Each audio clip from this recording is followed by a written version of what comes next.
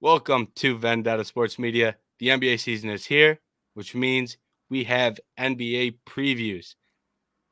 Today, it's the New York Knicks, and we have myself, James, joined by Jiarmani. Jiarmani, it's time to talk about the Knicks. I know you're a Boston guy, but How could you here we tell? are with your How could you rivals. tell? You know, how, damn, my damn jersey's too far. But now, I if you would have asked me about like what I think of the New York Knicks years ago, I probably wouldn't care because I mean, yeah, Boston guy, that whole thing. But I've grown into a unbiased, just a love for the game, even though I still rep my Celtics. But nevertheless, I the New York Knicks, they're an interesting bunch. They got Jalen Brunson the offseason before last. He comes in and is pretty much that franchise level guard for them. Uh, I think he's a little bit overhyped, a little bit. I think he's a great player, but I think any sort of promising player that finds their way to New York, they're big, that big New York media and New York market, they're gonna make that guy out into like the second coming of what Carmelo Anthony meant to that franchise. Like you saw it with Julius Randle when he had his breakout season. Like the media like just ate up the Knicks. Like they always talk about them whether they're good or bad. But Jalen Brunson, I think he had a really good season, really good player. So they have a really good building block there. RJ Barrett, he had himself a really good season. Obviously not efficiency wise for the most part, a little over 40%. Decent 3-point percentage at 34%. But no, but yeah, they were good enough for fifth in the East, so that's nothing to scoff at. At home, they were 23-18. That whole thing, like those guys, the Knicks are a good team. It's just a weird bunch. Like Julius Randle, I'm not sure how good of a fit he is in New York anymore, but he's kind of in that kind of in that mold. He's kind of hard to trade. But I think the Knicks they're kind of like that one big like franchise altering trade away from being looked at as like serious threats. They fell to Miami in the second round. And then you just like I don't know. I feel like that team's mentality is still not where it needs to be for them to really be making any legit noise. Like you heard like the interviews they were making against the Miami Heat when it came to like, oh, like it seems like the team wants that team over there wants to win it more than we do and all that stuff. But yeah, they have really interesting core. Brunson's obviously the guy who pretty much runs the show. Randall, RJ Barrett, they have nice and like bright spots in that team, but I still think there are some moves and some pieces away from really making some noise in the Eastern Conference. Yeah, I agree with what a lot of what you said, and you said the Knicks are a good team, and I think that's what the Knicks are at this point. Like they're a 5 seed who won in the first round, and couldn't get out of the second round. They're not a great team. They're not a championship contender, but this is a good basketball team, and they shouldn't really have a problem finding themselves back in the playoffs again. And they probably won't have to worry too much about fighting for a spot through the play-in. So I think my biggest question for the Knicks heading into this year is, can Jalen Brunson do it again? Because last year it was the first year that Jalen Brunson really was the man. And he did a really good job in that role as a lead point guard and a number one option on a team, right? They didn't luck into 47 wins. They went out and earned those wins. But I'm interested to see if he can do it again because we've seen a lot of players in the past who have one good year. It is beneficial that it wasn't in a contract year, right? He didn't ball out in a contract year and then now we're asking him to do it again. No, he got that new contract and came in and balled on that contract. So I think that is a beneficial thing, but I'm interested to see if he can do it again or potentially even improve. If he can improve on what he did last year, now we're going to start talking about the Knicks differently as more of a threat. But I think a lot of this comes down to Brunson because he is the closest thing they have to a star. And I know Julius Randle, like you mentioned, a lot of hype um, earlier in his Knicks tenure. But at this point, Jalen Brunson's your guy that needs to be the one to push you to find success. Yeah, I will give Julius Randle credit because this past season He averaged 25 points a game. I believe he was their leading scorer with Brunson averaging like 24. He was all star, but I will say this guy loved shooting some damn threes. He was averaging like 8 3 pointers attempted a game, and hitting like around. He was shooting like 34% from three, and somebody like just the stature and the structure of Julius Randle, I would want him getting like going downhill with that big body of his and really just kind of just trucking guys and pretty much being that offensive force in the paint and in the mid range, obviously. But yeah, I feel like 8 threes a game for somebody like that, that's crazy. That's crazy. But I think it was like compared to his previous seasons in New York, he went from shooting around 5 threes a game on around, let's see, around 30% the year before. He shot 40% on in his first season with the Knicks, which led to like his breakout. But yeah, going from his first year in New York shooting around 4 or 5 threes up to a healthy 8 a game. That's nuts. That's shots that you take away from Brunson. That's shots that you take away from RJ Barrett and a couple of these other guys.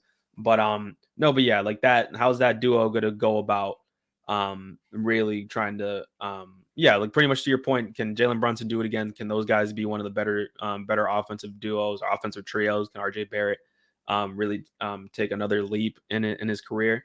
He seems like he's slowly but steadily getting better. They also brought in Dante DiVincenzo, another Mhm. I believe another Villanova guy. I think the same thing with when they traded for Josh Hart, I believe at the deadline this past year, who was a really good piece for him, one of the better rebounding guards in the league.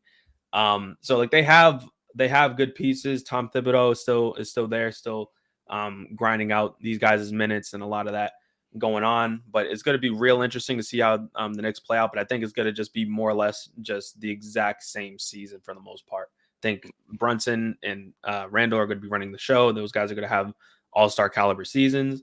The Knicks are going to be they're pretty much a tier below the big dogs, kind of in that same discussion with like the Cavaliers and the Sixers. Or I guess the Sixers are kind of at least at the top of that group. They're not like championship contenders, but like they're the very good upper half of the Eastern Conference. Like those guys can win a playoff series or two. But no, but yeah, it's gonna be a real interesting season for the Knicks, and I'm interested in more or less to see how they're gonna go about in terms of moves next offseason. Yeah, and to your point about Julius Randle not being the most efficient 3-point shooter and shooting a lot from the three, RJ Barrett also added 5 threes and he was shooting at like 31%. Now, I think you would like RJ Barrett to be a little bit more efficient than that, but he is a guy that you're going to need to shoot. So, I think it would help this Knicks team a lot if he could be a little bit more efficient from behind the arc. Because right now, if you're getting 8 threes from Randall at a below average clip and you're getting 5 threes from Barrett at a below average clip, you're all of a sudden looking at a lot of threes from guys who are not the most efficient scorers. So, and like you said, they brought in Dante DiVincenzo, which is a great way to combat that because he is an efficient 3-point shooter and he is a great player. And all of a sudden, you're looking at this Nick bench, and you've got Quickly, DiVincenzo, Hart are all coming off the bench with that, which I think is makes them a lot deeper of a roster than other teams, which they have to be because they don't have that one, they don't have a Kevin Durant, they don't have a LeBron James. So you got to be a little bit deeper. And I think they will be a little bit of a deeper team. Hartenstein as well is not an awful backup five by any means. So I think this is a team that's going to be good off the bench and they're a little bit deeper so they can handle some injury woes during the season. If you lose, say, Quentin Grimes or RJ Barrett for a month, I trust that DiVincenzo and Hart can shoulder more minutes. So I think that's going to help them get to a solid spot uh, in terms of final standings. I'll say one more thing, and I'm kind of curious on your take on this, but um, I'm kind of like still unsure on their defense on their defensive side. They finished 19 in defensive rating last year, and then bringing guys in. like DiVincenzo, like they're quality players, and I'm pretty sure they'll be able to give you a lot effort wise, but I don't think they have enough length. I mean, you got Mitchell Robinson who can hold it down in the paint. He's a big lanky guy, but just being able to guard on the perimeter, I'm not sure. I got question marks on there, but yeah, I want to get your take. Do you think they're going to be a better defensive team uh, going into the season? I think yes, because they're going to get a full season of Josh Hart. I think that'll help them a lot on the defensive end of the floor. I don't think they're going to, jump into the top 10 by any means, but I think they can do slightly better than 19. Mitchell Robinson, is a very good defensive center, so they have a great building block there. So I think they can build upon that. And I'm not saying they're going to be, anything crazy, but I think we could do a little bit better than 19. I don't think you need anything crazy, but can we get a little bit closer to that 15 spot? I think that would end up making a decent difference for the Knicks. And Thibodeau is a defensive guy, and maybe that results in a guy like Hart getting more minutes over a Grimes or a Barrett, so we can shore up some of that perimeter defense. And then if the other player, whether it be Grimes or Barrett, coming off the bench, all of a sudden you're getting another spark plug off the bench to pair with quickly. So all of a sudden, you've got a highly offensive bench unit, which could make things very interesting. So that's kind of the way I view how they could approach improving the defense. Yeah, that's probably like my biggest question mark for it. I feel the defensive rating or just like how good this team will be defensively will be very telling about their season. Because the first season that Julius Randle came in, they were third in defensive rating, and then it went to 11 and then 19 last season. So it's trending downward. So I'm real interested to be able to like take a step in that upward trajectory. But Yeah. that's my biggest question mark. But offensively, I don't find a whole lot of problems with this team right now. But on just overall, how is the defense going to play out? And then are they going to be able to get that kind of like that franchise altering piece? Probably not this season, but obviously that's what we're talking about this season. I feel like this next team they'll be good. They'll be one of those good teams, just right in the middle of the pack of the Eastern Conference. And my question is, how do you think this team does when playoffs roll around? This year they won, the first series. And in all honesty, it is a tough question because that does come down to matchups. If you finish sixth and you're on the road and you've got a tough matchup in the first series, maybe it doesn't go so well. But how do you see, this type of roster construction playing out in the postseason? I would say that this team has the ability to win a playoff series and win a playoff series rather decisively. Again, the whole thing when they faced Cleveland, I think a lot of people were counting them out, and a lot of people were anticipating Cleveland to be moving on. But Cleveland just could not. They pretty much just couldn't handle the just couldn't handle the Knicks. They lose in six, and then I believe they lose in five or six.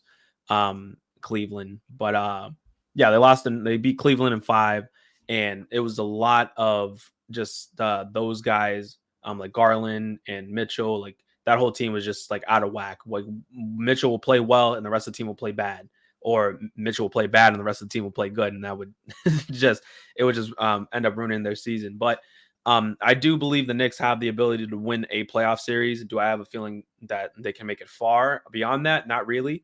I think there's plenty of teams that are still way better than this New York Knicks team.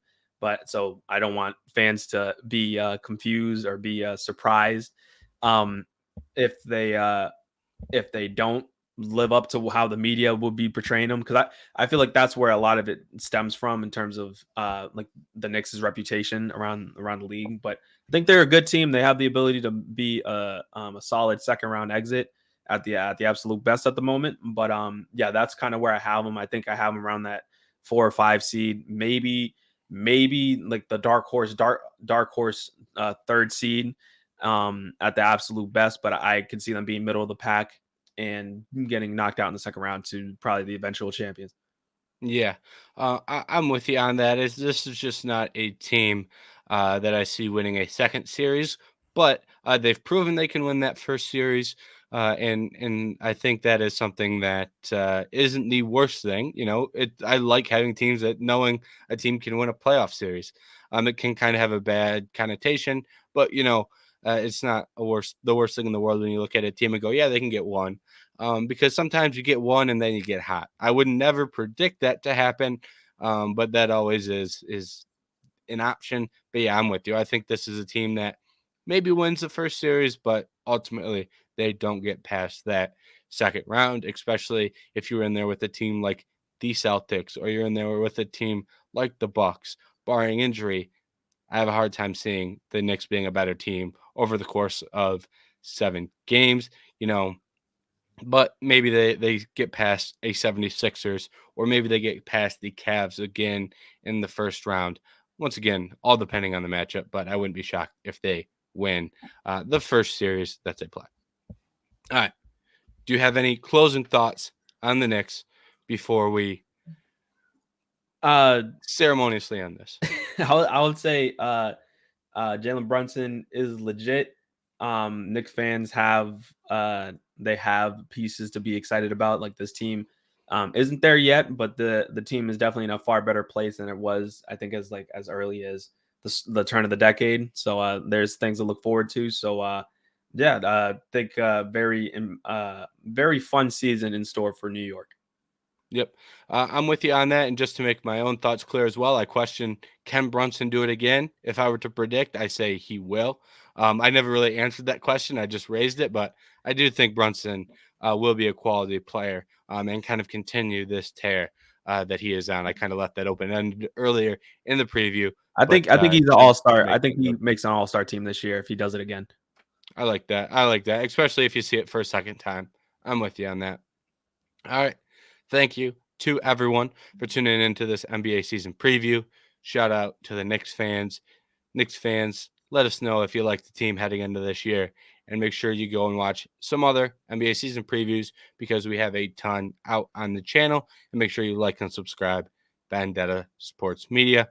And thank you for tuning in. That's the most important thing.